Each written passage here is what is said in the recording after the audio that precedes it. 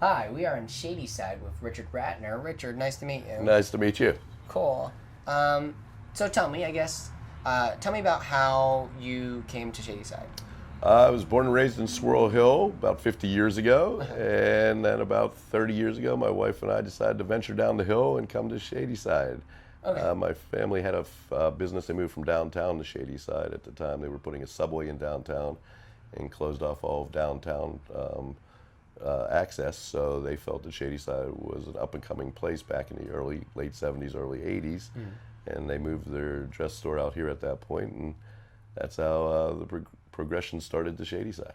And that was, it was an up and coming place, and it's a great place now. Exactly. And so you mentioned that they had a hat store. William Penn Hat and Gown. It was a women's couture dress store, actually. Oh, okay, wow. And so it's actually gone through a little bit of a change since then. Well, yeah, actually, I shuttered that about 12 years ago and decided to open up the William Penn Tavern. Okay. I wanted to stay in the neighborhood. I didn't see a future in women's retail per se, in bricks and mortar. So I wanted to raise my family in this neighborhood because I just felt it was a great opportunity for them with all it had to offer. So I looked around and walked the streets, and I said, you know what this neighborhood needs is another bar and restaurant. Yeah. So we took a shot, and it's been a home run. It's been great. Oh yeah. And so it's is it just like a regular bar and restaurant, or do you get to see a lot of like interesting people? We actually set it up, and our whole purpose was when we did our business plan that we were going to service 0-year-olds to 99-year-olds and be the true neighborhood tavern. So we get to see everything from babies and families. Actually, I think in the last year we've had 4 or 5 tavern babies of patrons that have come in, and Wow. so it's really fun to watch. And we've had a couple weddings and a couple, those type of things go on, and so it's really grown into what we were expecting. And then in the evenings, we get the benefit of having CMU and University of Pittsburgh students and Chatham students nearby that come to frequent the bar as well. That's like the ideal tavern, really, because it's like basically a community place, public space. That's almost. what we try to do. That's what we try to achieve. And not only that, but you're also the president of the Chamber of Commerce. Yes, I am.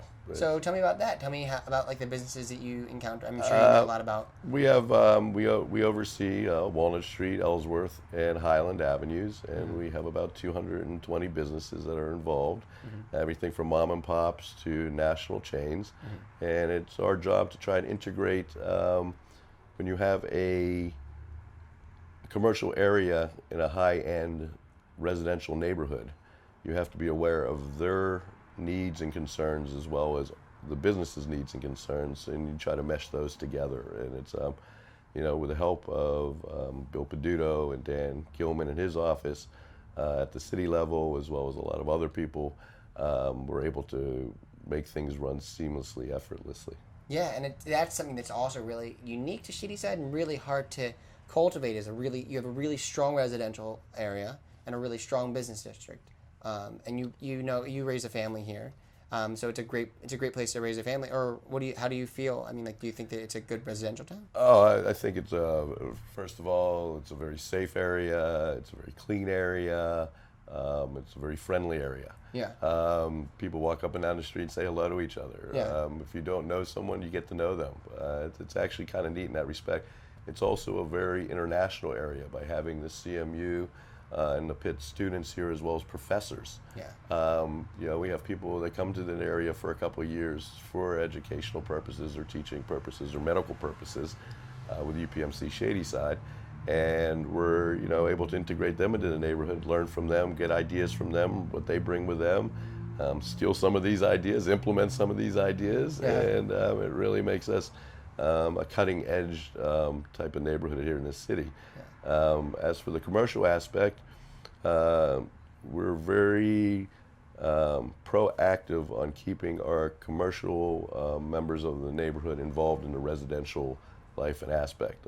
Most of them, or a lot of them, are already residents here, but even the big boxes, the national big boxes, as we refer to them, are staffed by Shadyside or Pittsburgh people. Yeah. So they give it a Pittsburgh Shadyside flair. Yeah.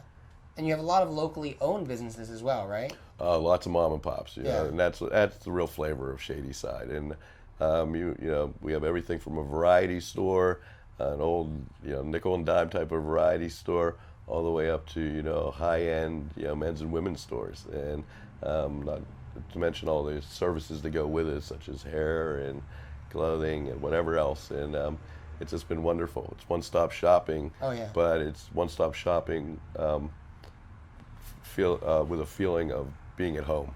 Yeah, tell me about that flavor, I guess. Is there some kind of like, are there I'm sure there's very interesting shops you wouldn't be able to find anywhere else in Shadyside. Oh yeah, we have a lot of unique stores. You know, everything from Journeys of Life to to a lot of the individual bars and restaurants. You know, are not chains; they're all individualized, and it just like I was saying before, it just gives you that real warm and fuzzy feeling, like I'm at home. Yeah. You know, whether you're from Pittsburgh, Shadyside, outside Shadyside, all the way across the the big pond, like they say. You know, Yeah. Everyone seems to be able to find a niche in Shadyside. And Has it been changing, Shadyside? I think all of Pittsburgh's been changing. If you don't evolve, you dwindle. So, yes, we're always aware of the fact that by being the premier shopping and residential neighborhood in the city, that developers want to get their hands on each little piece because the values are only going up. Yeah. So at the chamber level as well as at a residential level, and we work very closely with SAC, Shadyside Action Coalition. Oh, right. We work very closely to make sure that the changes are all positive and beneficial to everyone, and not just a developer or not just a university or not just an individual businessman or individual landowner. What does SAC do exactly? They're the residents arm of Shadyside. They do for the residents what the Chamber of Commerce does for the businesses. Mm-hmm.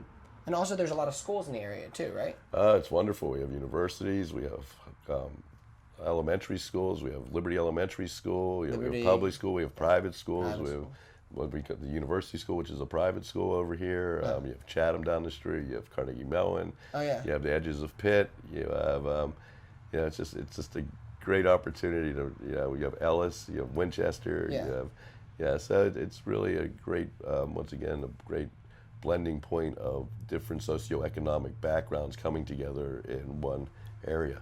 Is that ever a problem though? Do you ever find that, like, I guess the students moving in, because I mean, a lot of times when people move in and it's their home, they have a certain amount of, I guess, like, respect. They want their home to look nice and they want it to keep it up as much as possible. Whereas a lot of times you have people who first time coming in somewhere, they don't even see it as a permanent residence, so they don't care as much, I guess.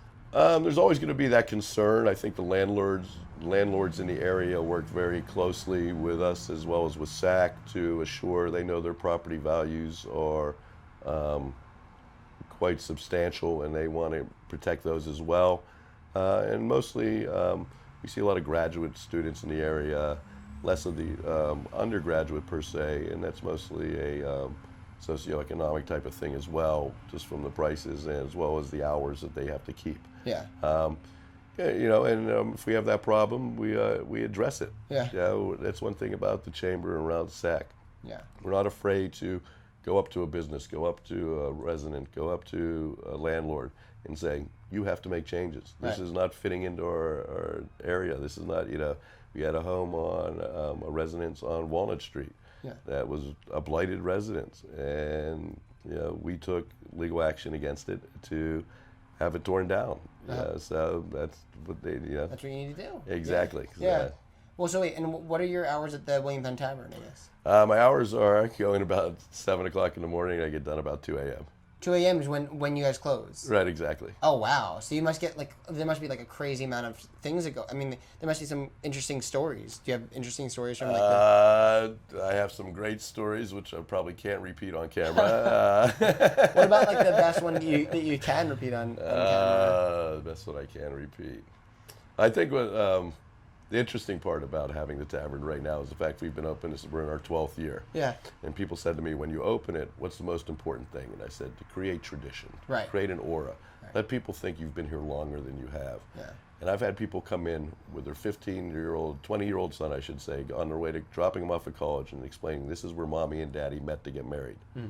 I said, think to myself, that's wonderful, but your kid's 20 and we've been here 12 years. Well, thank you so much for being on the show. Oh, my pleasure. Thank you. Yeah, Shadyside, it's a great place to live, great place to come and shop or to have a business. Yeah, thanks a lot for being on the show. Oh, thank you. Cool, thanks.